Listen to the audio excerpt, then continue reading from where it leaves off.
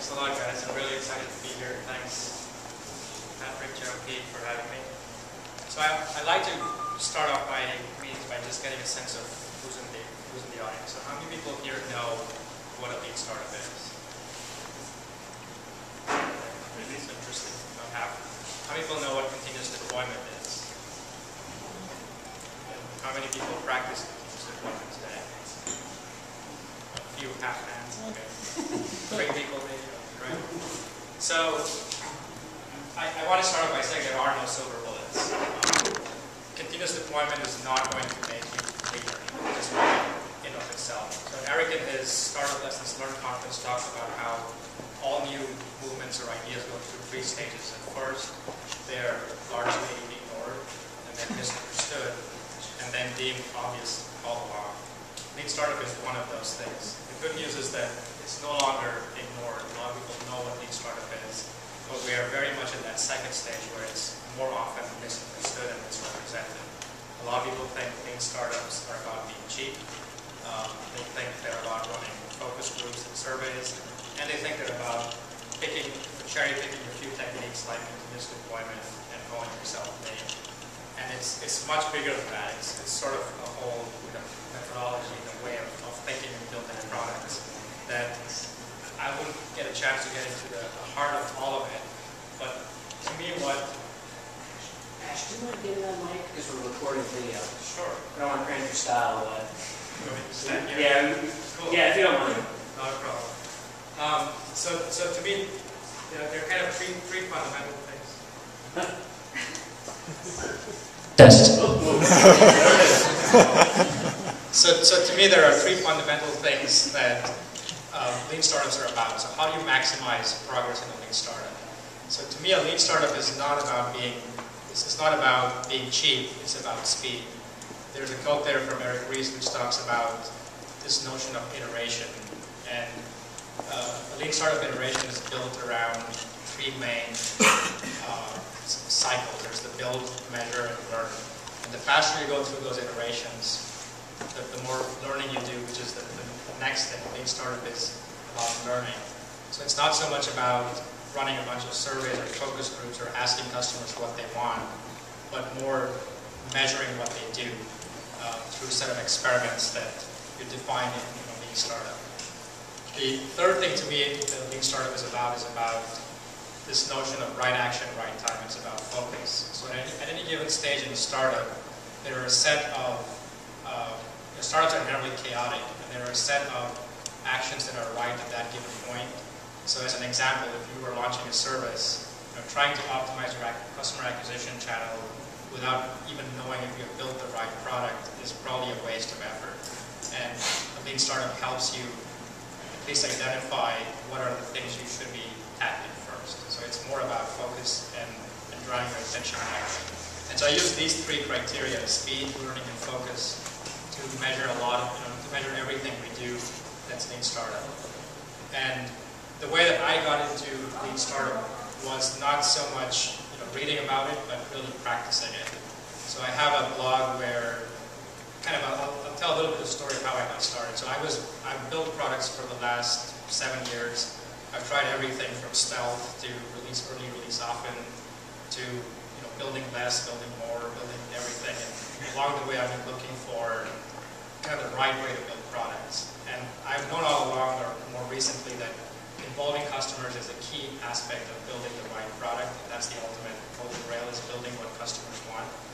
But knowing how to engage customers, when to engage customers, how to bring them into the feedback loop was always elusive.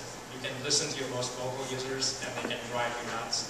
You can listen to your paying users and do slightly better. So there are all of these different tactics you can take. And then I learned about customer development, and it was a way to essentially crystallize how you engage with customers. And so I began to apply Steve Blank's methodology of customer development, and I stumbled into Eric Ries, who did a great job synthesizing lean startup with customer development. And I kind of ran into some roadblocks where there was all this great theory, but bringing it into practice was still challenging. Even if you're starting a new product, I think you have an advantage because you can really start from from the ground up.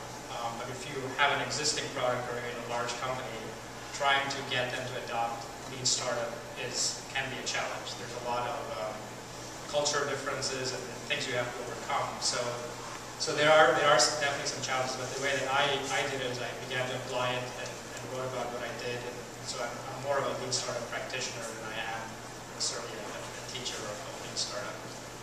So I would like to make this very conversational. So as I'm going through, if you have particular questions, feel free to raise your hands. I know we have a mix of lean startup knowledge in the group and a mix of technical versus non-technical folks. So hopefully the talk will not get too much in one direction, but definitely feel free to jump in and ask any questions.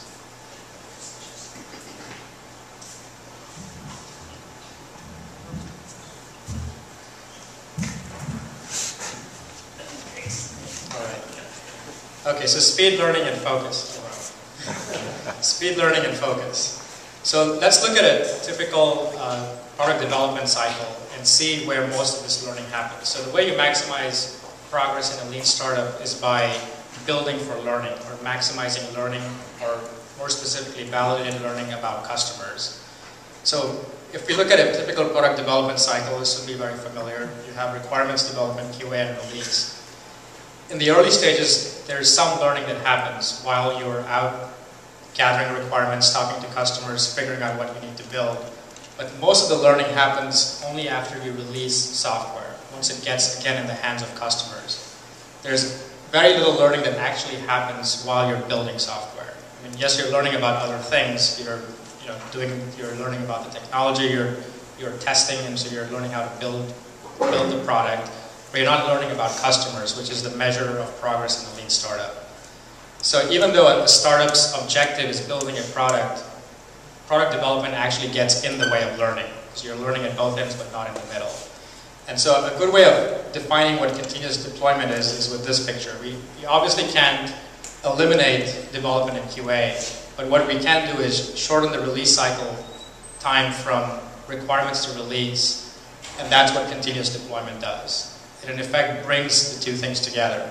So continuous deployment is a set of techniques that allow you to build software faster. It helps you ship faster.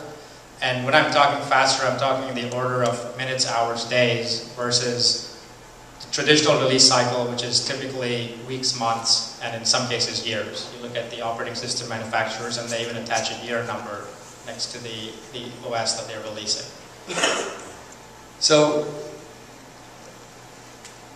another view of this is actually coupling continuous deployment, which is the top section there is your product development cycle with what Steve Blank calls your customer development cycle, and there's a feedback loop between them. So it's not about, again, just building things faster, but making sure that what you're building really matters. And the way you do that is, again, involve customers. So what we're doing is we're shortening the release, the cycle time from requirements to release, but then involving customers both in the front end and in the back end, and using that as a feedback loop that we'll see in some other different views here in a second. Any questions so far? Yeah. So if you're basically knocking out QA, are you releasing to customers with potential bugs, or is that a concern, or how are you handling that? Sure. Yeah, but when I say QA, it's not so much eliminating QA. So continuous deployment incorporates QA in it, and we'll see exactly how it is. And one of the ways that is it's a big emphasis on automated testing.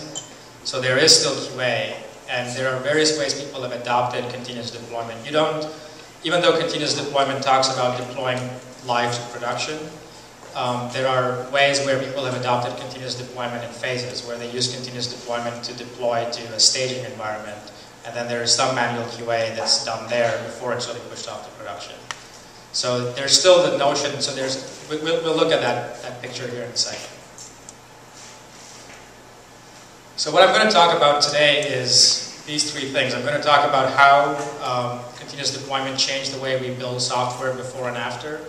I'm going to talk about how we actually got started, and finish off by how we build features today. So again, it's not about building a whole bunch of features faster, but there is a kind of a method to building features, and I'll cover that.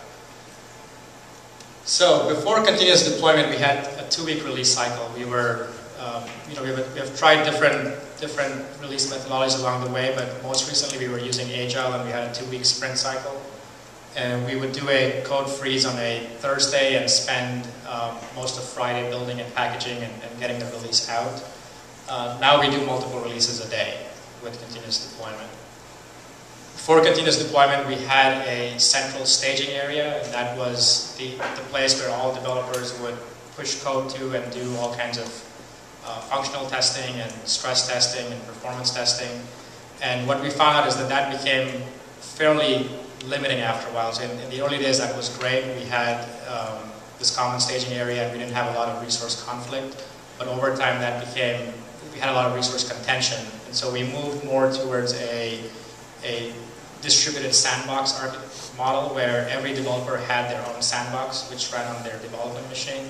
And so they were free to play with the entire code base and innovate and experiment really on their own. We still have a staging area, but that's more of a safety net before we push out to production, and I'll talk about that in a little bit. Another area where the sandbox has helped us a lot was with distributed testing. So we'll see continuous deployment has a very big emphasis on testing. I mean, testing is one of the holy grails of continuous deployment. You can't continuously deploy unless you've got the right sets of tests in place. And the way we were able to, so you very quickly run into, again, resource limitations. If you try to run 6,000 functional tests on one machine, it could take you hours to do that. And if you want to deploy in the order of minutes or hours, that could be a bottleneck. So one of the other things that the standalone sandboxes let you do is distribute that testing onto multiple machines, which is something we have had to do as well. So before continuous deployment, our releases were all-day events. I mentioned how we did a code freeze on Thursday, and we spent Friday doing a lot of the building and packaging, and then we ran regression suites and trying to do a lot of testing afterwards to make sure everything was fine. And so it was this big event. Now a release is pretty much a code check-in. Every time we check in code, a release is triggered, and we'll walk through the process of how that gets into a production environment. Before continuous deployment, our release size was measured in hundreds of lines of code. So in a 2-week period, we would write hundreds of lines, sometimes even thousands of lines of code. Now we would check in, because we're doing a release per commit. We many times release 1 or 2 lines of code, or 25 lines of code. And when you're releasing that few number of lines of code, the number of emergency fixes sort of go away. If we push a change out and we see that the CPU spikes, or we see that the system doesn't come up, we immediately do a rollback, and we go to the last commit, and we can very quickly tell what we did wrong. Either fix it, do a roll forward, or we do a rollback and then push it out with the next set of changes. Any questions so far? How many of you are you guys funded? Like, what's the context of this? Sure, I'll come to that in a second, but we are, I'll answer it right now. We are 3 developers, so we're not a very big team. Now, that's a very good question, because that always comes up. But I'll kind of throw out teams that are using continuous deployment. So Eric Ries, who coined the term lean startup, used continuous deployment quite heavily in his startup, IMView. And they're currently up to 75 people, and they use continuous deployment still today. I'm more interested in the smaller size. Oh, you're more interested in small. Yeah. But I just want to say that it's much easier when you're smaller, certainly. But it also scales up to those sizes. Flickr also does continuous deployment, and so they're a very large team. And if you actually go down to the bottom of the Flickr page, you'll see the last time they pushed code out to production, and it's usually in the order of minutes, 9 minutes ago, 10 minutes ago.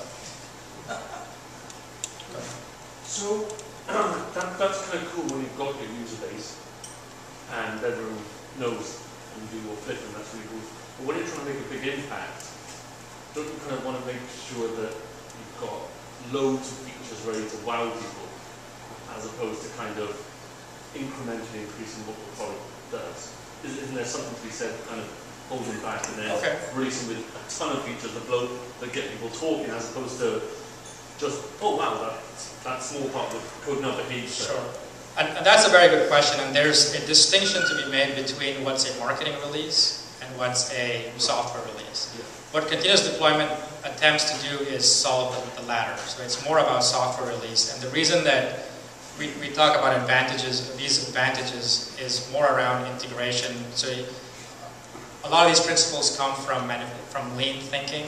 And so there's this notion of waste. So unused features are a form of waste.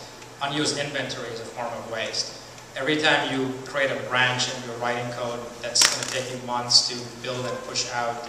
I've worked in big organizations where once a developer's work is done, you're still looking at a 3-month cycle before it is seen by anyone. So that period, if you look at a lot of lean manufacturing and lean thinking in general, the biggest form of waste comes from wait cycles. So there's a lot of waiting that goes on even in software. And what continuous deployment is trying to do is eliminate inventory, get the features out there. Doesn't mean you have to make them live for everyone. Right, yeah, because if you make them live for everyone, people can talk very, very quickly these days. So if you release something, I know you said, oh, you can roll back very quickly, but you could also push a software release that people didn't like. Sure. So they can talk about that very quickly. It doesn't matter if you pull it 10 minutes later. It's kind of too late. Right. So kind of in an example of that, if you go to Flickr.com and you interact with Flickr.com, they have a great video on how they use flags and features to hide features from users. There are tons of features that you and I don't ever see. And that's because they're constantly experimenting, they're constantly iterating and innovating. And only small groups of developers within Yahoo are testing that, and then eventually probably all of Yahoo tests it. So there are a lot of features that they have that don't ever make it out because they're just not the right thing. Or when they do make it out, there's a big marketing kind of splash around it. So the only point that I make there is that there is a distinction. Now, if you're that makes sense. Sure. So you have the option. So you have the option to hide the features you're deploying, but you also have the option to be very nimble. So both of those kind of are used in different contexts. So we have used them as a startup to kind of wow customers. So a customer, we do a usability test with a customer, and while they're testing the product, we have a developer in the back who pushes out a change, and we're like, well, try it now and see if you like this flow better. So we have used it in that extreme as well. So I think both apply.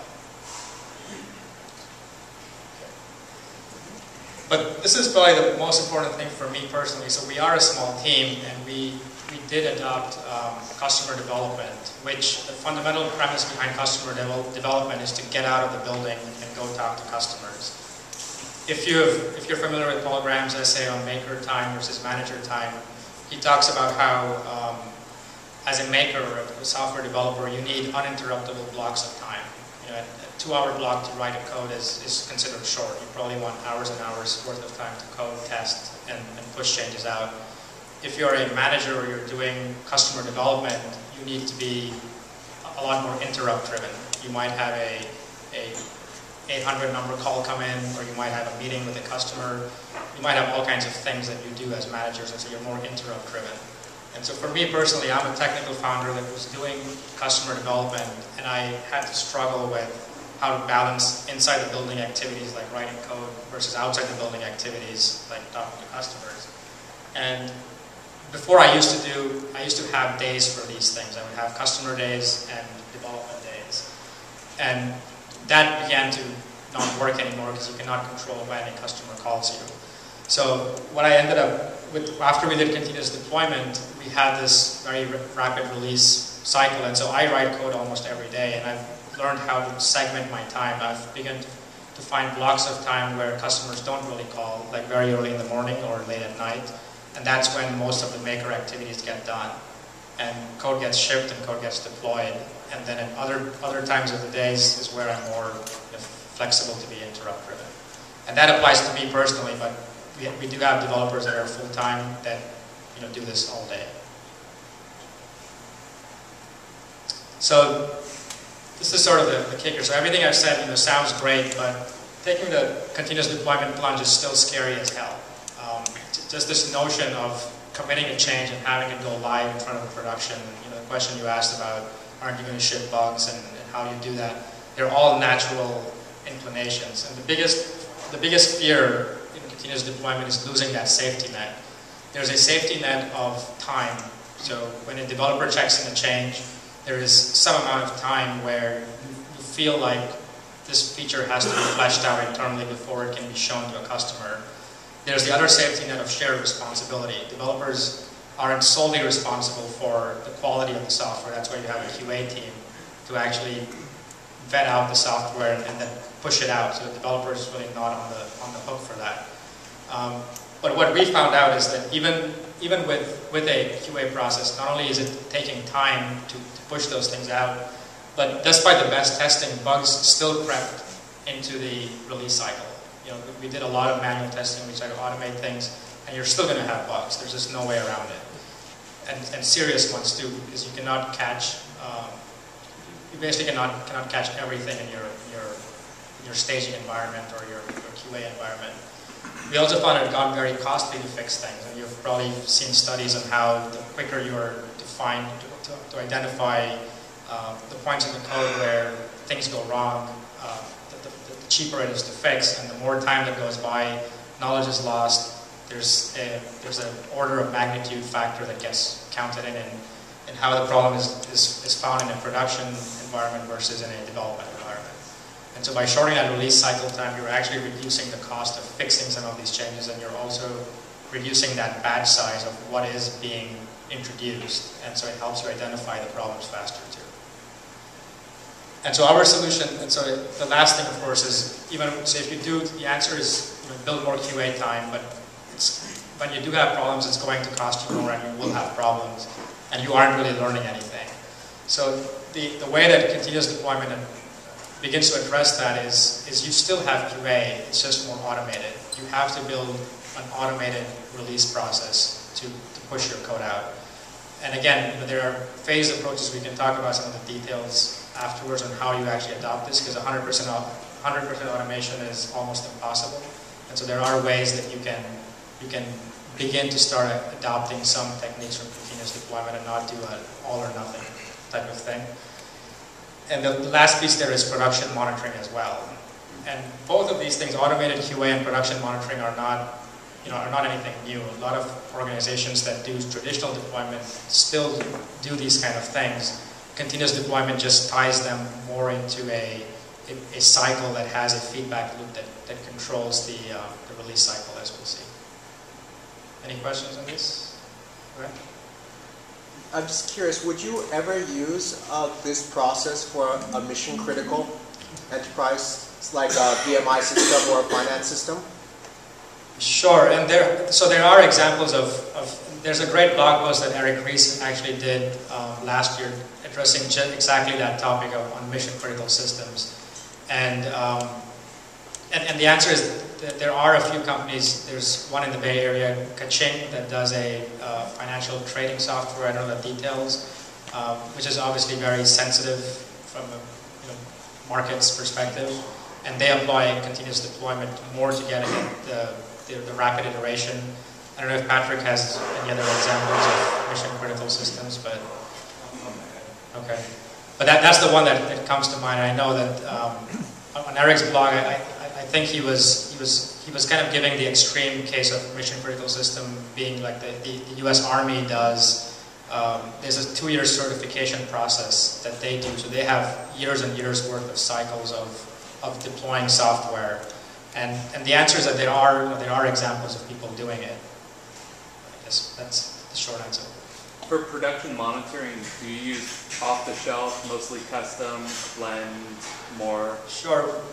We have been using off-the-shelf tools like Nagios and Ganglia to do cluster monitoring, and they all have abilities to plug in your own sets of metrics monitoring. So there is things that you monitor that are things like server health, but more importantly, you also want to monitor specific metrics around your application, so business metrics. So this is, I guess, the objective of continuous deployment is to go from commit to deploy. But this would be called Cowboy Coding. If you just checked in code and had it go live, when you're first starting out, this is actually not that bad of a, as crazy as it sounds, it's not that bad to get your hands around this, at least the cultural obstacle of pushing code out. I mean, the worst that's going to happen is, your site goes down, so you do a rollback. But this would be the extreme continuous deployment example of commit and push it to deployment. But as you grow, the more, this is where the systems come in place. There is an actual production line type of mentality here. When you're pushing code, it's as if you were pushing something on a production line, and it has to go through a formal test cycle. And in a continuous deployment world, that ends up being automated testing, but it doesn't really have to be. There can be parts of it that are manual too. So I'll kind of redefine continuous deployment in the ideal world is deploying very rapidly in the order of minutes and hours. But any improvement over what you're currently doing, if you're deploying in months and you start deploying in weeks, or if you're deploying in weeks and you start doing it in days, is an improvement. And that's the message of continuous deployment. It's shipping more frequently than it is doing it several times or 50 times a day or whatever that number is. Once a feature is tested, it then goes through the deployment phase, and then it goes through a monitoring phase. So once it does get deployed, there are some basic tests that get run. There is monitoring that's constantly being done around both business metrics as well as server health metrics to figure out if the change that you pushed in had any severe negative effects, which are then used to roll back that code. And otherwise, it's allowed to stay in. And we'll talk about the feature validation piece a little bit later than this. So the main message here is that it is a production line mentality. So much like in the Toyota way or the Toyota production line, where anyone can push the red button and stop the manufacturing of a car, anything that breaks in this continuous deployment cycle immediately locks the source control system and gets the attention of everyone. There are a few people that have built sirens that go off and lights that flash. But the idea is that if you check in something that's bad that cannot be pushed back, it should be brought up to everyone's attention so that it can be addressed. Because testing is everything in that cycle is there for a reason. And all of these things happen today. They just happen in a very manual way. And when you have manual ways, you begin to have inconsistency. So you can have QA miss a lot of things. And the idea here is you can still have that in automated testing, and we'll see the ways that you make your system more immune to these kind of failures. But if you're building these systems in place, anytime you have a failure, you want to halt and correct it before moving on. And that's one of the cultural shifts that I find many people just skimping on, and that leads to a not too functioning continuous deployment system. So, as I mentioned before, none of this stuff is new, and you should have a lot of these pieces. So let's look at what some of them are. So when we look at that commit stage, there are things like source control systems. There are pre-commit hooks. There's this notion of having trunk stability. So at any given point in time, most of these source control systems have complex branching and merging capabilities. In continuous deployment, you have this notion of being trunk stable. So there's no branching or merging, because every time you branch something out, you're actually creating software inventory that could go stale, because while you've branched out, the rest of the development team moves forward, and then you've got the cost of integrating and bringing that inventory back in and merging with it, which is how software has been built, to isolate changes and let you work that way. But continuous deployment brings this notion of trying to be trunk stable at all points, and we'll look at some strategies for doing that. On the test side, you have your typical unit test, functional test, regression tests, again, using all off-the-shelf components. So no matter what language you're using, there's some version of JUnit or unit testing. PHP has unit testing. Functional testing using Selenium, regression tests. There are all these tools that are out there, SaaS labs that help you test web-based systems. Another key piece is continuous integration, which again a lot of platforms have. What a continuous integration server does is it automatically detects changes that you're committing and does a build automatically and runs through your suite of tests. So I'm sure everyone, at least most of the developers here should know what a continuous integration system is. On the deployment side, what you want are build scripts, deployment scripts, one-click push, one-click rollback. Those are the basic things that you need. On the monitoring side, there are a slew of off-the-shelf tools. I named two that we use, Nagios and Ganglia, but there are others that are equally good, and they allow you to plug in your own sets of metrics into them. So it's both off-the-shelf server CPU level monitoring, being able to plug in your own business metrics, as well as a learning system, and that's what Nagios is good at. It can send Twitter alerts or pages and wake people up. So let's look a little bit about commit. So, sure, go ahead. Could you describe real quickly the types of pre-commit hooks you have? I'm sorry, can you speak a little louder? Could you describe the pre-commit hooks that you use?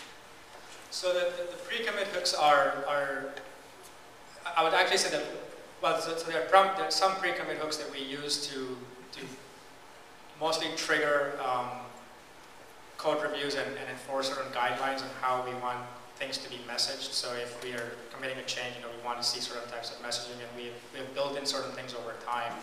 We can actually choose to, if you've got a multi-server environment, you can add in a comment to say, I'm checking in this code and I'd like it deployed on these servers. And there are some hooks there that do those kind of things. But the more interesting one are the post-commit hooks, which actually trigger the continuous integration server and the testing.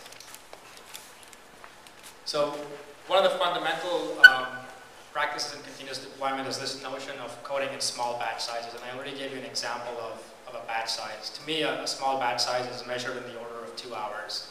That's where I would already scope the feature that I was going to build, and I would get it done in 2 hours. And yes, you can build a full feature in 2 hours, and that's exactly the point, is you want to break up features into smaller chunks. So if I were building a feature that touched a database and that had an API change and maybe had some UI changes, I would probably start with the database changes first and commit that in. And the advantage of doing that is I've proved to myself that I've made my database backwards and forwards compatible. And I've eliminated that integration risk. The worst case scenario in the other extreme is where I take a 2-week release cycle to code up this whole feature. We try to push it into production, and because we didn't test an exact production environment, we run into an incompatibility with the database and have to roll it all back, wait another 2 weeks or do an emergency release, all of which are very costly and full of drama. So by actually doing the continuous deployment process, I'm able to test risky parts of my architecture in smaller batches. And again, if there's this notion of trunk stable, and so when I push a change, the worst that's going to happen is that it's not going to work, and I've pushed it to one server. I know that immediately. I've got that feedback from my production system. I can roll back to the last good state. I know what I did wrong, and I can try again. So that's continuous deployment offers. Go ahead. So I have a question about, you talked about sort of your distributed sandbox module. So a lot of times with some of our clients, we run into problems with when we roll out to production, it's different because CDNs are now connected. The database is potentially updated within 3 days to a week or something. It's different from dev or stage. So how do you deal with, that kind of interim? It can be sync live sometimes. Sure. So we actually do. So our development sandboxes are purely there for the development team to play with. Now they can get snapshots from production and load that data in. Our staging environment also is we gave up on trying to mirror production at all times. It's just impossible. So really even when we deploy a feature live, and that's where I was going to, the distinction between a marketing release and a software release, is that you can deploy something live and then test it internally in production.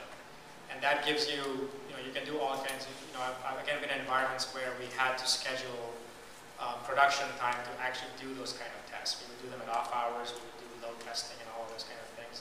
And so this is a way for you to get that code in, and no one's really using it, and you are then able to run those tests as needed against the live data.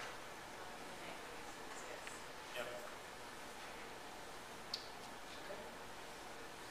So I kind of touched on this again, but when you code in the small batch size, you get fewer lines of code, which means fewer emergency releases, because it's much more easy to identify what's causing problems.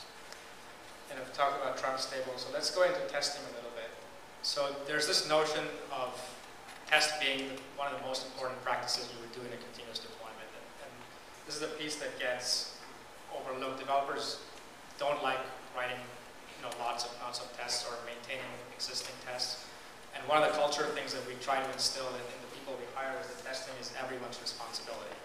It's not okay to throw code over the fence to another department or actually even user. Sometimes you do that, but it's not okay to do it if you can write tests. And sure, you can't get 100% code coverage, and we'll look at that specifically. I think that's the next thing here is that there's a lot of schools of thought around 100% unit test coverage and testing all sorts of variations, and I'm not a big advocate of that, because I think you end up testing a lot of scenarios that are not even going to be real life scenarios. I prefer to do more user level testing. So if you're building a web app, test it like a user would. And there are great tools out there. Selenium is one of them, Sauce Lab is another, where you can actually walk through the actual screens and different browsers and do functional testing. So whenever possible, we actually do more functional testing than unit testing. Unit testing is something that's necessary, and we do it, but we're not, that's not something we hang our hats over either. And this is the key piece. I mentioned the production lifecycle model. So there's this zero tolerance for failing tests. Every time a test fails, it halts the entire, it halts the release cycle, and it locks the source control system. And that's another place where the pre-commit hooks come in. So it locks the source control system, and then the only way you can commit changes is if you use a specific hashtag to fix a particular issue. So there's a way you can check in changes, but they're intended for fixes, not for fixing the problem, not for committing new features. So when that happens, the lights go off and people either huddle together or try to figure out what went wrong, and it's corrected fairly quickly, and then we move on from there. And this is a point that I mentioned a little bit early on, is that the ultimate goal of continuous deployment is to get to 100% automation. And so automated tests are really what matter to us the most. I mean, we will do manual testing here and there. Obviously, we'll check out things ourselves. But whenever possible, we try to build a culture where we're also building that library of automated testing that's continually growing and that's maintained. So I've, again, worked in many environments where tests begin to fail and developers just learn to either ignore that or they take them out of the test suite. And so we track all of those type of things. We like to see an upward trend in number of tests that we are writing, and because we have a zero tolerance for failing tests, they always have to be passive. And this last point is also kind of important, is thinking in terms of flows and not features, and that again goes into the mentality of functional testing over unit testing. So when you think in terms of features, you start testing things in isolation, but users again don't encounter problems in isolation. They're usually a result of something that might have happened several screens before. So you really want to get in the habit of trying to test as much of your application as a user would. So that again kind of ties in here. So this is an example of how you get started. So if you are just building a new product, the best place to get started is with your activation flow. And I mentioned one of the key principles of lean startup is right action, right time. So again, if you are building a great product, you're doing 100% code coverage and testing your checkout procedure, but people are failing in your signups, then that's really a waste of effort because people aren't even getting that far. So there's really a logical step, and when you think in terms of user flow, you really start thinking how a user would use your system, and you build your testing starting from where they start, and you kind of build your test suite that way. So it begins to focus your testing efforts also a little bit, and you're not there overwhelmed with writing thousands of lines of tests for thousands of lines of code. So let's talk a little bit about deployment now. So again, the ultimate goal is to have full 100% automation, but we didn't start there. The important things are to identify those 4 blocks, build them out, and for a while do everything manually. So when you commit a change, some things get triggered automatically, like a continuous integration server. So we did that for a while, and we got, once we had all tests passing, we actually had a manual deploy button. We had a one-click deploy and rollback, but we did that manually. We were not comfortable with letting the system do that automatically for us. And once we deployed a change, we would monitor we would actually babysit the system for a while until we were comfortable as well. And I would say the biggest thing with continuous deployment is overcoming that initial fear of kind of losing that control that you think, that safety net you think you have because there are humans involved. And that's something you just have to get used to over time, and you build confidence over time. There's no better way. There's no better way to actually overcome that than just doing it and building your own sense of safety measures to back out if things go wrong. One other thing that we did when we first started out is we were very conscious about the types of changes we were committing. We started with very simple things, just to really test the system, test our scripts, more than having lots of things go wrong in our initial experiments. So I mentioned the deploy scripts already. There are a few basic scripts that you need. You don't need a whole lot of things for deploy. It's essentially build scripts, deployment scripts, one-click push, one-click rollback. If there were more Ruby and Rails folks, I would have talked about Heroku and some of the challenges around there, but I'd be happy to do that offline. So we moved from a Java environment, which was a desktop app, and we had to learn how to write some homegrown scripts there. And on the Rails environment, there are lots of tools, a lot of great tools out there that already solve a lot of the problems. There were a few other things that we had to build in, but we can always have that with people offline, or even talk about your specific environment if you'd like. And then on the monitoring side, you eventually want to build your own Skynet, which is what Eric Ries calls the cluster immune system. So it's a system that can basically detect what goes wrong and automatically fix and roll back those changes. Well, not fix, but roll back those changes. Just hopefully you wouldn't build one that will take over the world. So here, the key point here is to start doing this incrementally. So we started here with off-the-shelf tools like Nagios and Ganglia, and they were all geared around doing basic CPU monitoring, and we built business monitoring just over time. It was very incremental. We didn't start out with these other 100 things we need to monitor. We identified a few key metrics that we had. So in the early stages, we were more interested about signups. So we wanted to make sure that people were actually getting activated. They were going through our signup flow and getting activated. And if we push out a chain and we noticed a significant drop in our number of signups, that automatically was a trigger that something may be wrong that we didn't really catch. So that's how we started. It was, again, very incremental, just like everything else. You might not see the background, but the idea here is that that's a screenshot of what our cluster monitoring system looks like. It's built on Nagios and Ganglia.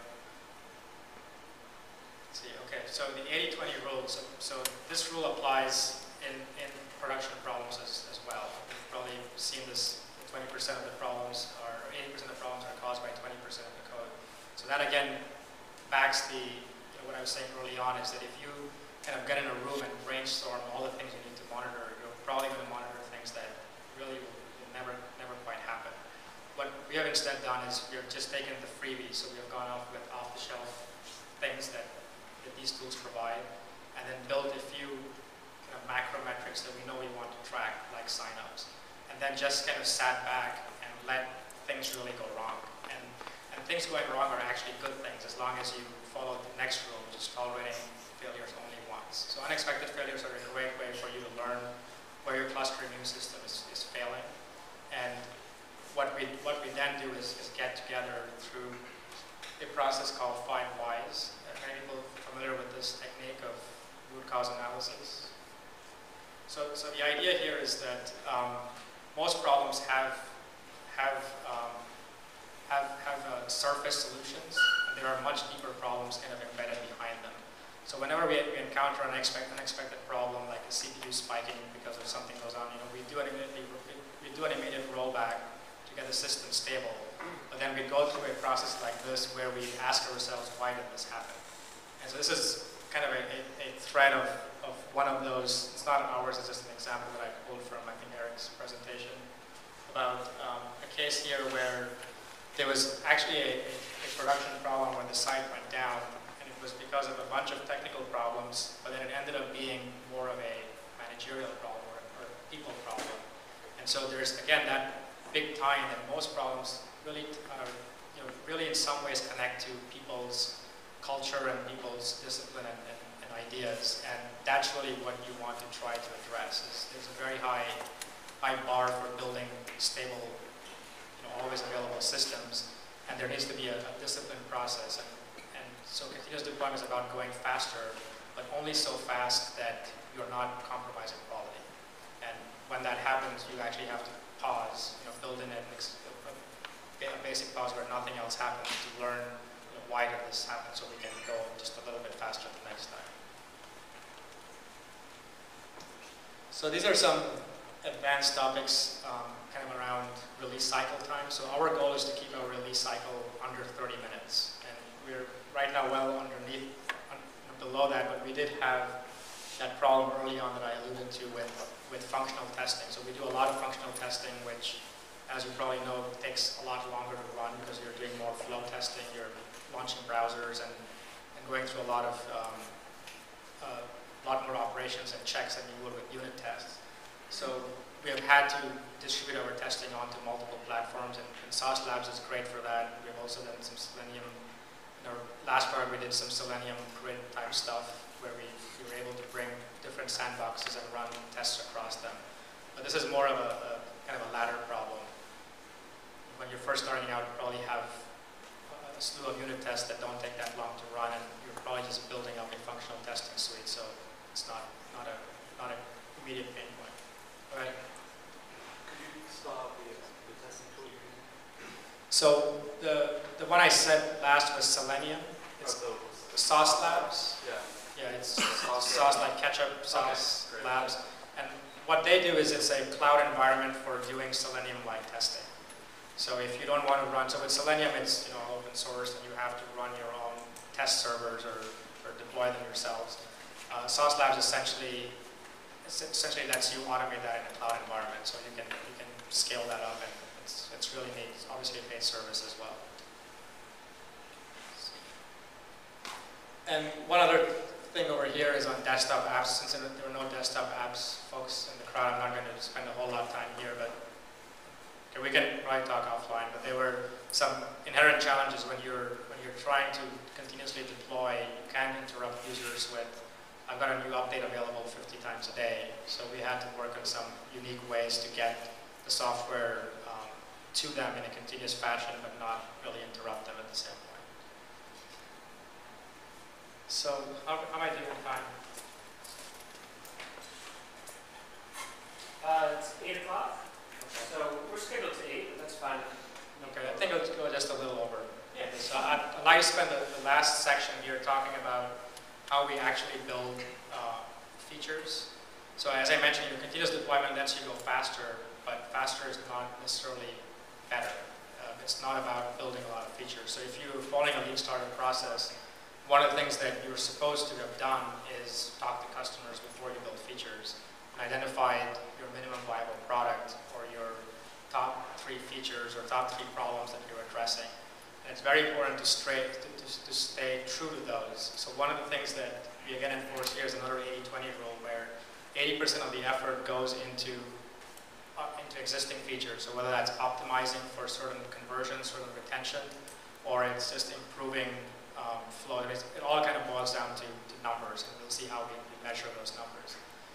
And 20% of our effort goes into new features that are either customer requested or things we think would make a dent in our metrics. And so that's how we generally try to split our time with what we do. So the idea again is the answers are not more features. It's about building the right features. And again, borrowing from lean thinking. Unused features are again a form of waste. They have a huge cost associated with them, maintenance and just regression and all of those costs that are associated with the feature, as well as being hard on the users.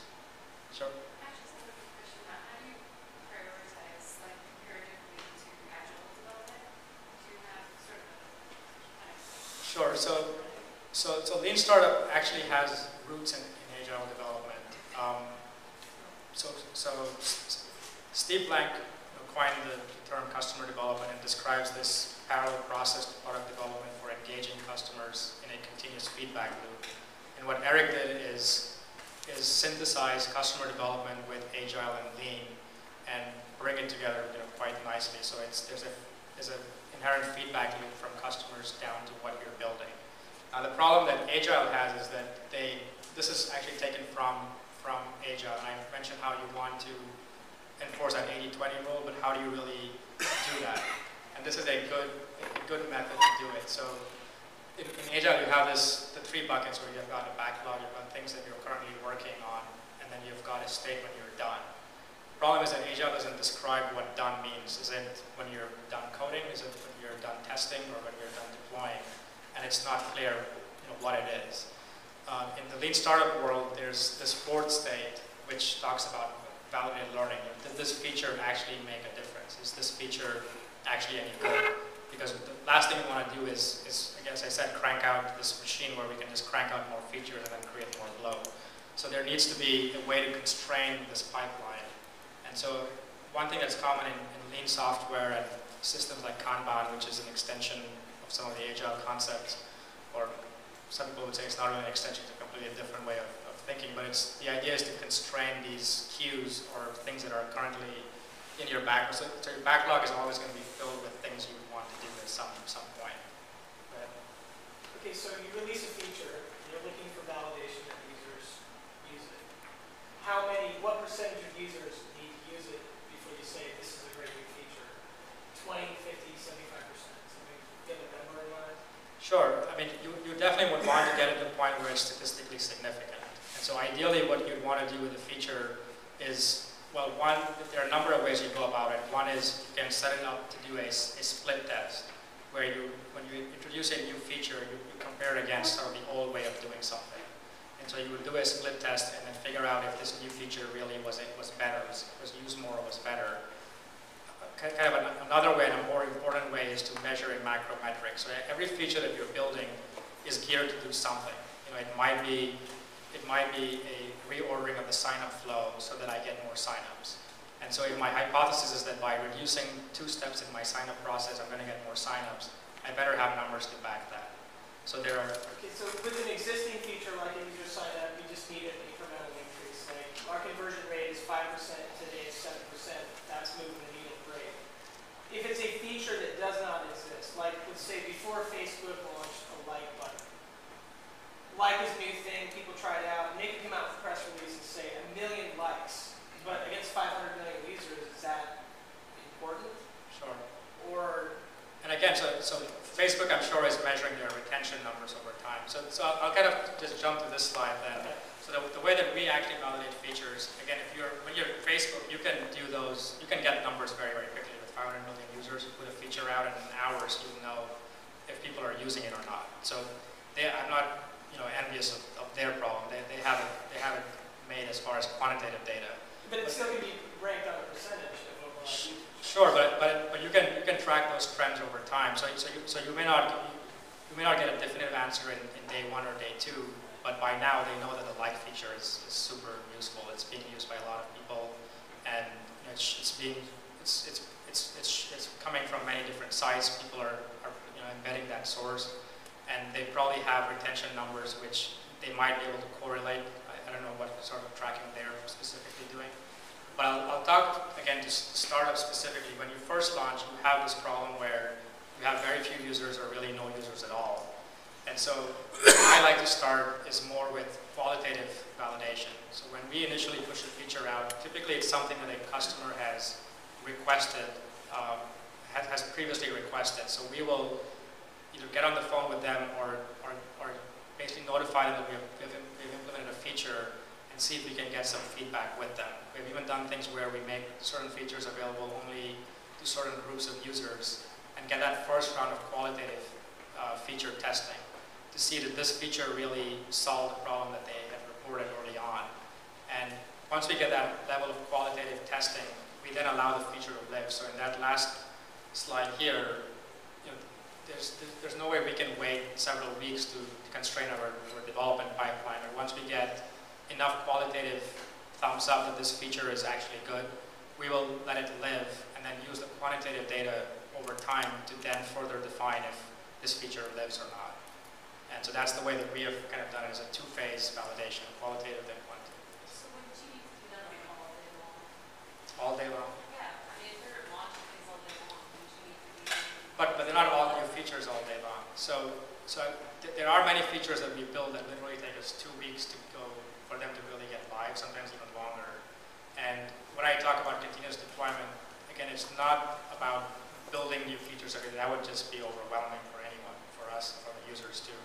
So continuous deployment is more about pushing parts of features out, but in a way to mitigate that integration risk early, to push it into production so you don't have this inventory problem that I described early on. But we're not necessarily pushing all these new features every single day.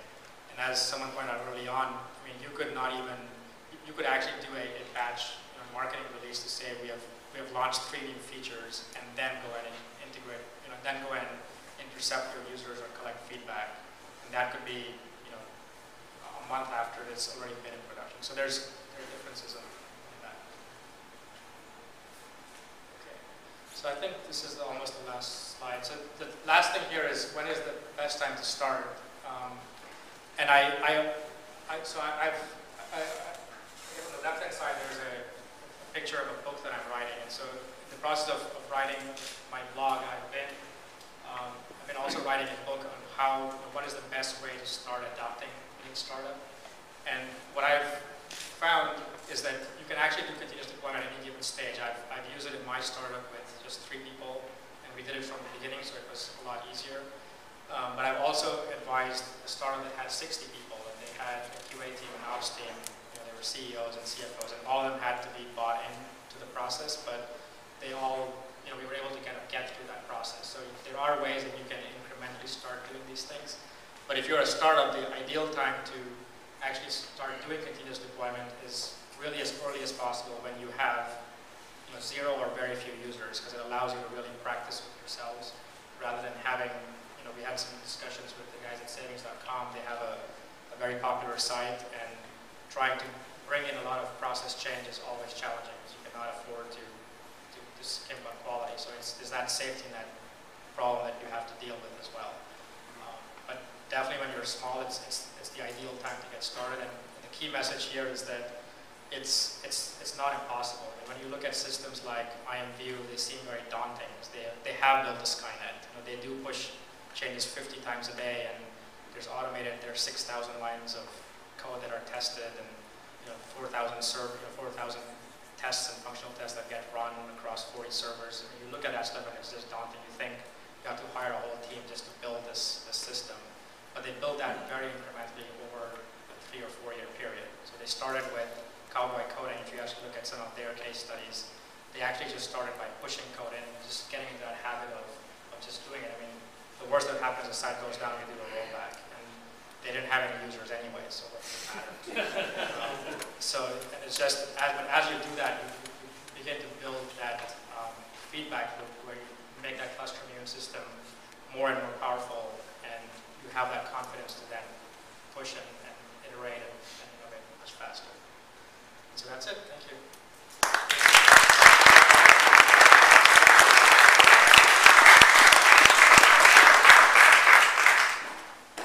We want to take 5 or 10 minutes for questions.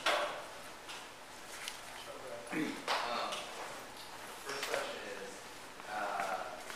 if you're going to apply this to a brand new idea, you feel that idea basically can't be shared easily, how do you handle that marketing? Will you use software to validate your idea and getting something that's valuable? It can't be shared because you're afraid it'll be stolen. Sure. Okay.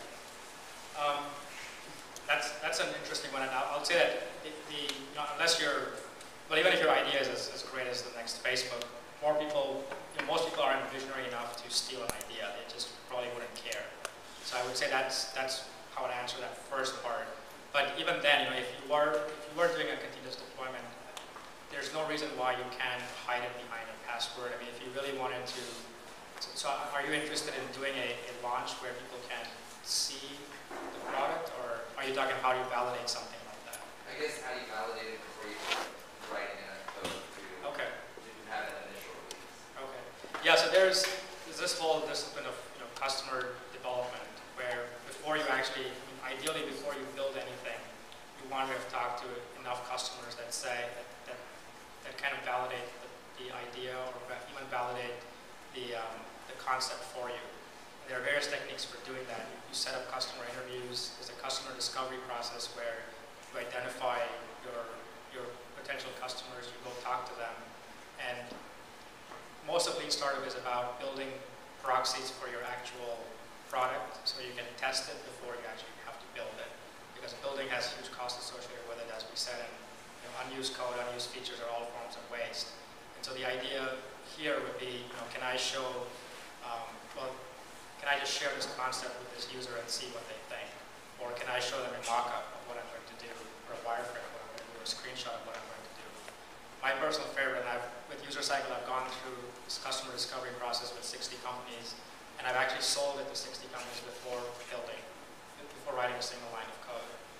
Now, technically that's not true because it was baked in our homegrown system that we built.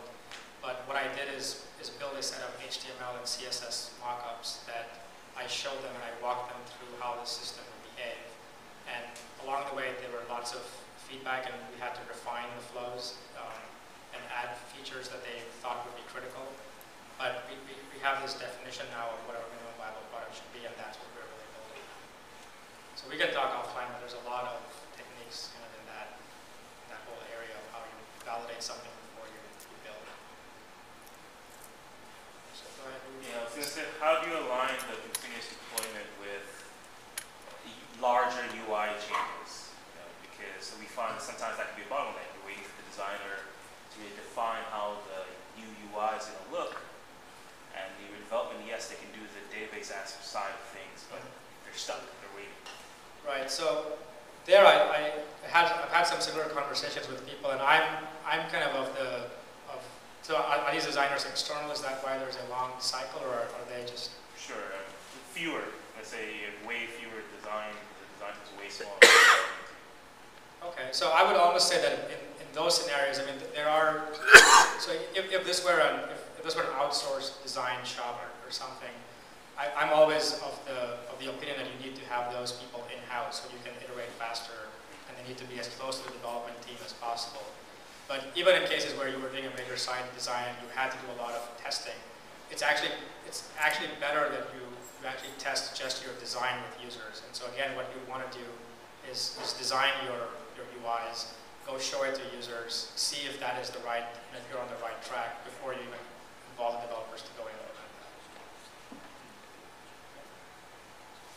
I have a very tactical question. Do you have any plugin suggestions for SVN, specifically for post-commit stage? So SVN inherently has support for post-commit hooks, so you can write any script that you'd like executed. So when you say plugins, what specifically are you looking to do? Specifically something which allows better control of after things are committed into the code repository, when it goes FTPs into the live server. Okay. Well, I don't have any. So we actually use SVN on our last project. I don't have any specific plugin that we use. We just built a shell script that did the deployment process for us, and it was built on rsync, which is a Unix process, and just a bash script which did a bunch of things to push that code and set some links and things like that. And was that fully automated? So every time you would commit, it would just go FTP? Well, every time we committed, first it triggered off a continuous deployment, continuous integration server, and we use Hudson for that. And then Hudson itself has a set of scripts that you can run on a successful build. And so there we had some code to then move this code to production. My question is similar to the UI one, except for the deployment perspective, which is how have you managed even the small incremental pain that comes with deployment? So if you deploy something new, partitioning your users so you can get that data. If you're making changes to the database and have to migrate some data, any downtime associated with that. Are you always, splitting up your traffic and not ever bringing everything down? how are you dealing with Sure. the actual production side? Right, so again, when you're small, some of those things don't matter as much because so we've always pushed everything to everyone in the early days. It's only more recently that we are doing split testing, and we're also doing very isolated user testing. So there are tools. So in the Rails world, we use a tool called Vanity, which lets you do split testing on a feature level, and then we can also identify which sets of users, if they are coming from a particular domain, you can enable a feature for them versus not. So there are some tools in that world, but in other cases, people end up building their own sets of things. But to answer your question, I mean, there's a lot of infrastructure that kind of gets into play, and not everything is required day one, but you do get to a point where split testing becomes kind of critical, and being able to do that kind of load, to do incremental deploys or incremental traffic becomes critical too. So last question. Oh, so this kind of ties on, I think, what you were just talking about, but we tried something like this, and the problem we had was when we're looking at our data, we didn't have a statistically significant enough sample from one day of data to determine anything. So when we saw over 5 days that conversion dropped by 4%, we weren't sure if we had to roll back four versions or 1 or 2, or how do you handle that? Or is it just in split testing you're talking about? Right, but the right answer to that is with grouping your users into cohorts. So what we do is we look at weekly, so if you look at aggregated analytics, they tell you, things are better or not, but you can't really correlate to a change that you made this week or 4 weeks ago. And so the right way to really do it is to group users into cohorts. And for those who don't know what cohorts are, it's just a way of grouping people into a particular property, and signups is one of them. So we can tell, we actually track the conversion funnel for users who signed up on week 1, different from those who signed up on week 2, week 3, week 4. And so if we actually see a major tick in people who signed up in week 3 around signups, we know that it had to do with something we made in week 3 around signups. So there's a way you can correlate things more readily that way.